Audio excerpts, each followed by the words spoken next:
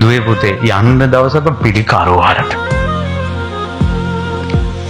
ස්පිරිතාලවල ගිහිල්ලා පොඩ්ඩක් එහෙම බලන්න. ලෙඩ්ඩු දිහා බලන්න. ගමේ ලෙඩ්ඩු බලන්න යන්න.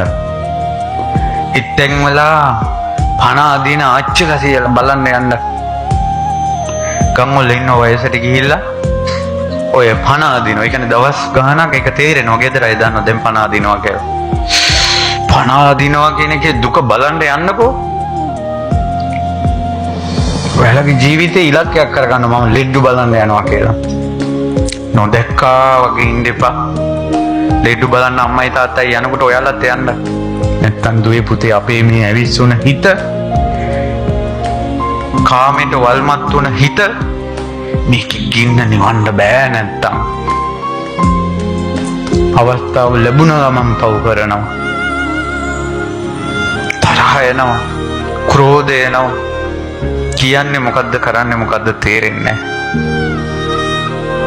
ඒ නිසා මේක හදාගන්න නම් ලෙඩ්ඩු දිහා බලන්න. මමත් ලෙඩ වෙනවා කියලා. ඔය රටේ ලෝකේ යම්තාක් ලෙඩ රෝග තියෙනවා. ඒවා තමා කරා එනවනේ පින්වත්නි. එනවනේ.